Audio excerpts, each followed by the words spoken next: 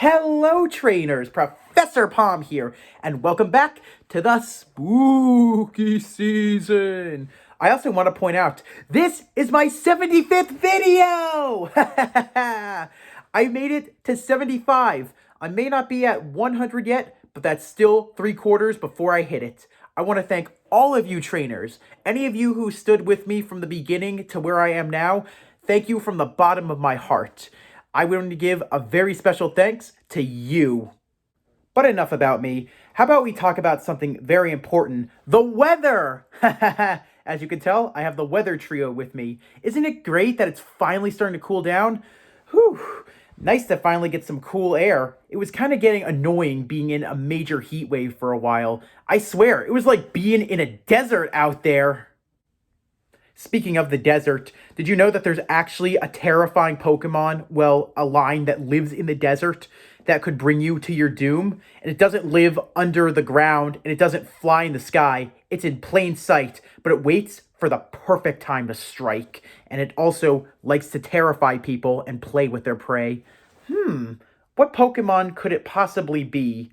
Well, let me tell you, dear trainers, because the moment you see it, you'll never forget it. And of course, they pack a pretty mean punch. So, let's journey into the desert and see ourselves a Cacnea and Cacturne. Ow, ow, ow, ow, shoot. Ugh. These guys are so prickly, it really hurts. Yeah, sorry trainers. I kind of really hurt my hands talking about these Pokemon. Oh, they're so prickly and it really hurt. Having to pick up both of them. Yeah, I would suggest if you see a Pokemon with thorns, don't touch it and don't let it stand on you. Have you ever heard the story of the Midnight Walkers? Well, it's actually based on this line. They're very scary and they live in the desert. So, if you're in the middle of the desert at night, I would suggest you make sure you have a Pokemon on hand, because people sometimes go into the desert and they never come out. Spooky, right? What do you say we talk about these crazy creatures that live deep in the desert? If you really like this line, I'm glad to talk all about it just for you. But if you have no idea about this line, well, you're in for a horror story in the desert. And let me tell you, have you ever heard of the idea that the cacti come to life at night? Well, here it is. You're about to learn all about it. But before we begin, Techranova, I'd like to give you a very special thanks for my shirt. You know I often wear shirts like these in videos. They're made by artist Techranova, and if you really love the design, you really love the Trico line, you're a grass type lover, or you just love reptiles, I would personally say you should buy this shirt. Since we're talking about grass type Pokemon from the Hoenn region, I couldn't think of a better shirt to wear but this one. And hey, if you really want to go check her out, please do. Please buy a shirt. I may not be sponsored by her, but of course I want to give a very special thanks because I love the designs. And hey, if you buy one, always tell her Professor Palm sent ya. You know what's ironic about this right now? I'm wrapping my hand up, but I kind of feel like a mummy. And after all, mummies lived in the desert. Well, you know, they were buried in the pyramids in the desert. Kind of funny. But I think it's time we talk all about this line and what makes them so creepy. Also, you may never look at a Scarecrow the same way again, or even a cactus. You might even think twice when going to pick up one of them. So, what's the best way to start? I know! Let's talk about this line, and we'll start off with the little cactus itself, Cacnea! Just make sure I'm not going to touch its spike. Cacnea! Cacnea, the cactus Pokemon, is based off of cacti, but the real cactus that this Pokemon is mainly based off of is none other than the barrel cactus. For those of you who don't know, a barrel cactus is ones that are known as the ball cactus. Also, when you look very closely at Cacnea's face, it looks very similar to that of a jack-o'-lantern. What a good time to talk about it since we're in the month of October. Halloween! If you want to get yourself a jack-o'-lantern but there's no pumpkins, well, I would say this is the next best thing. However, if you want to get this thing, it's not easy to be found at a pumpkin patch. You're going to have to look somewhere else. The habitat of a Cacnea is a harsh environment. Yep, these Pokemon really like to live in the deserts as they love to soak up the sun and they just can't get enough of that dry air. Just like cacti themselves, these Pokemon also grow flowers on them and the air really helps out with that there. Just like cacti themselves, Cacnea can grow its own flower over its body. You see, once a year, a big yellow flower on its head blooms, and it looks kind of like a crown. Oh, and the hotter and harsher the environment is, the sweeter the fragrance the flower will have, and of course, it'll become even prettier. However, don't be fooled by this lovely flower. Don't be fooled by this Pokemon. Even though Cacnea is based off a cactus and it looks adorable, this Pokemon is a hunter and a cold-blooded predator. It releases a strong aroma from its flower to attract people and Pokemon alike. When its prey comes near, this Pokemon shoots sharp, poisonous thorns from its body to bring its victim down. And if its victim fights back, Cacnea will battle by swinging wildly its thorny arms until its prey is down and unable to move. To be honest, when looking at Cacnea, it's not that surprising that it uses both of its arms as clubs. Then again, it also kind of represents bats, but usually when I look at it, it makes me think of Lucille Bat, which was the barbed wire bat from the show The Walking Dead. So hey, you have a zombie apocalypse happening? Have this Pokemon on hand, because it has clubs for hands and it can take anything down in one fatal swipe. I'm just gonna say it. I've heard of stop and smell the flowers, but I don't remember being told the flowers will kill you. Yeah, so if you smell this Pokemon's aroma and you want to go down and get a good whiff of it, I'd say move along your way, because I don't think you're gonna like what happens next. Even if you don't smell the aroma, this Pokemon will still jump up and attack you. And let me tell you, pulling out those thorns from your body is a nightmare, especially if you hate needles. Being based off of a plant, you would think that this Pokemon would need water to live. Well, you'd be 100% right, because this Pokemon does need water. What it does is Cacnea stores the water within its body. Being a desert dweller, Cacnea can actually survive an entire month without drinking any water. Sometimes this Pokemon grows its own roots just so it can get into the water deep in the underground. And sometimes it also steals water from trainers and Pokemon alike that are lost in the desert. However, while we heard a lot of horrible things, not all of the Cacnea are heartless. Some of them are very kind-hearted and share their water with those lost and thirsty in the desert. It's said that the water of a Cacnea has a kick to it, which has the ability to supercharge all of your electrolytes. So if you're scared to eat your greens or even fruit or veggies, well, this Pokemon really will change your mind. Cacnea made its anime debut in the Pokémon Advanced episode, A Poached Ego, where it was caught by James after he had just released his wheezing. This Pokemon remained with him until the Diamond and Pearl Battle Dimension episode, Once There Were Green Fields, where James left his Cacnea in the care of Gym Leader Gardenia.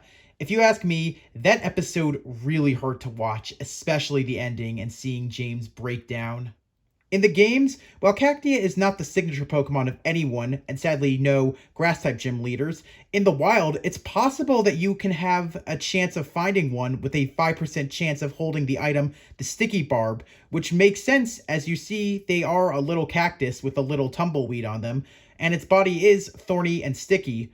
Also, if you want to find them anywhere, the best place you can look is the desert in any Pokemon game.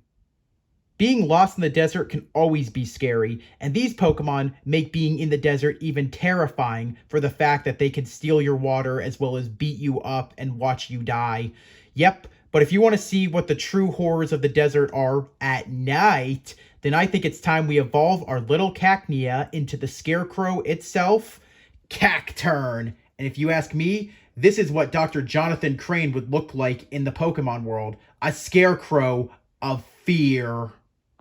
Cacturne, the Scarecrow Pokemon, is based off of Scarecrows, as its name suggests. And if you look really carefully at this Pokemon, it kind of looks like as if it's wearing clothes, as well as it has a hat upon its head. But it's also based off of cacti, just like its previous evolution. What cactus do you think it is? Well, I'll tell you, dear trainer, it's none other than saguaro cacti. You see, saguaro cacti have arms, very similar to these Pokemon, and also, saguaro cacti are very tall. Just like what we said about Cacnea having a face of a jack-o'-lantern, Cacturne itself also has the face of a jack-o'-lantern, only in my opinion, and if you feel the same way, I feel it's a little more unsettling to look at, especially with those golden eyes staring straight back at you. If you've always been afraid of Scarecrows, well, let me just tell you, with this Pokemon, you'll fear Cacturne as much as you fear Dr. Jonathan Crane, Harold the Scarecrow, as well as the ones from the Goosebumps book. These are walking Scarecrows, and nothing will stop them. But something you should also know is that they've recently been given a nickname, and that is the Midnight Desert Walkers. You see, during the daytime, Cacturne remains as stiff as a board without moving a muscle. This is done so this Pokemon doesn't lose any moisture to the harsh sunlight, as there's no water in that place. Yep, since they are based off of plants, these Pokemon need a lot of water to survive, but they also really like the arid climate there as well as the harsh sunlight. So if you're kind of scared of these Pokemon coming after you in the daytime, well, don't be. They don't even move a muscle. You could do whatever you want. You could even take silly pictures with it and it won't even hurt you. But this all changes when the temperature drops at night. You see Cacnea become active and they become rather restless. If you're traveling through the desert in the thick of night, look behind you. Always look around. No one is trying to sell you anything like in SpongeBob SquarePants, but what you really have to be fearful about is there's a high chance that Cacturne will follow you in a ragtag group, and they're not looking to sell you any cookies. These things are coming to kill you. What makes it scary is Cacturne isn't just going to kill you immediately. What it's doing is biding its time. It's waiting for the perfect moment to strike. The best time for a Cacturne is when its prey falls asleep. You see Cacturne just hang around, wait for you to fall asleep, and then it strikes. It mutilates and eats its prey whole. Were you ever told as a kid, or you ever tell your kids, eat your greens? Yeah? Well, when did your greens eating you become a thing? The only thing you could do when trapped in the desert is hope that you have the power of sunny day or drought, as the sunlight renders them powerless. Fighting is an option, but it's worthless. Even if you were able to cut off one of its arms and legs, it would do you no good, because spending thousands of years in the harsh desert has turned this Pokemon's blood into sand, and it feels no pain. Also, it can regrow its limbs back in minutes. Even though that Cacturne lack fingers, they're pretty good when it comes to combat. You see, these Pokemon don't just rely on their arms to fight. They have thorns all over their body, and they can easily launch them out, and even out of their mouth. And if one of those thorns hits you, it'll bring you down by either paralyzing or poisoning you. While you can pull these thorns out, it's a nightmare. And also, they get in there so deep that there'll be scars for the rest of your life. This Pokemon seems like it came out of a horror movie. I think anyone would be terrified to walk into the desert and find this thing. What it does is the stuff of nightmares. But let me tell you, it's not over. The nightmare's just beginning. There are some legends that claim Cacturne are the reincarnated spirits of those who died while dehydrated in the desert. So how do you like that? Now that you're forever bound and can never leave the desert, as well as you kill anyone who comes in. Cacturne made its anime debut in the Pokemon Advanced Battle episode, A Cacturne for the Worse, where it was under the ownership of May's rival Harley, and it was his signature Pokemon. Also, strangely enough, after Ash's Hoenn adventures, Cacturne hasn't appeared in the anime or any movie ever since. I do know that it is going to appear in the games of Pokemon Scarlet and Violet, so I'm definitely going to go for that, and let's hope it does reappear in that anime. In the games, Cacturne is a proud member of Elite Four Dark-type expert Sydney's team. This Pokemon gave me a little bit of trouble, but also sadly to know, after the first battle you have, it never reappears after post-game when you play Pokemon Omega Ruby and Alpha Sapphire. It's a shame that a lot of Pokemon trainers alike don't use this Pokemon. This was a really good Pokemon that helped me get out of tough jams when I was in the Hoenn region. Since it's coming back with its other evolution for the Paldea region, I'm excited to see what this thing will look like when it terastallizes. I wonder what typing would work for it, other than being a Grass Dark. Maybe it'll get a pretty good typing. I think Ghost would be perfect. How about you? I have nothing against Grass-type Pokemon. I just want you to know that if you do have a Grass-type Pokemon, be careful as they have a lot of weaknesses. What are they? Well, Cacnea has a lot to show just for a single typing. So, let's find out. Cacnea is weak to Fire, Poison, Ice, Flying, and Bug. Wow. These Pokemon really have a lot of weaknesses for being a pure grass type. But if you think that this is bad, look at Cacturne's weaknesses. Yep, when it evolves, it gains a dark typing. Cacturne, being now a grass and dark type, actually has a lot of bad luck as it has a lot of weaknesses now. Grass isn't the best typing to have, but having a dual typing can sometimes also hurt it more. So let's look at what you should never have your Cacturne battle. Never go against fire, fighting, fairy, ice, flying, and poison. However, these are only ×2 weaknesses. With the dark type added to the grass, oh boy, do we get a horrible 4 times weakness. And that ×4 weakness would be bug. Kind of makes me laugh a little bit because Scarecrows usually get bugs, so I guess they really do hate them. That does seem like a pretty funny idea. But now that we've seen all the weaknesses, maybe we could see what these Pokemon have for strengths. As the pendulum swings both ways, these Pokemon also have many strengths. So if you're going to use it in battle, I think the best thing that you can use a Cacnea against would be ground, water, and of course rock. Wow, at least we have a couple of strengths. Since this Pokemon gains a dual typing of dark when it evolves into Cacturne, let's check out its strengths. With Cacturne's dual typing of grass dark, it's now gained a few extra strengths with it. So if you're going into battle, make sure this Pokemon is ready to fight ghost, rock, ground, and water. But now, being that this Pokemon is a grass dark type, it has an immunity. And that, of course, is Psychic. Sorry, Psychic type Pokemon. Cacturne's a dark Scarecrow. You can't hurt this thing. No more mind games. For Generation 5, the signature move of both Cacnea and Cacturne was Needle Arm. Needle Arm really was handy, as it was a grass-type fighting move, but at the same time, it also had the ability to make your opponent flinch. And hey, with these really sharp spikes, I wouldn't be surprised if that happened a lot with these Pokemon. I don't think anyone wants to be hurt by one of those spikes like I was. The desert seems like a great home for these Pokemon, not just because they're based off of cacti, but it really does seem like the perfect place that you would find these Pokemon, someplace that you would never expect any danger. I don't know, I just look at these Pokemon and they do look pretty harmless, and they look like the last type of thing that you would ever expect to be full of danger and terror. So, I really think Game Freak outdid themselves when they created these Pokemon and stuck them in the desert. The desert is scary enough, but now there's an even scarier terror just waiting for you. If you think avoiding these Pokemon is a good idea, well, something you should also know is that they're really good at avoiding attacks in the desert. With their ability of Sand Veil, it makes it pretty hard to hit these Pokemon as they manage to have better accuracy and they also manage to avoid a lot of attacks. So yeah, the sand really helps them out, giving them what I'd like to call a home field advantage.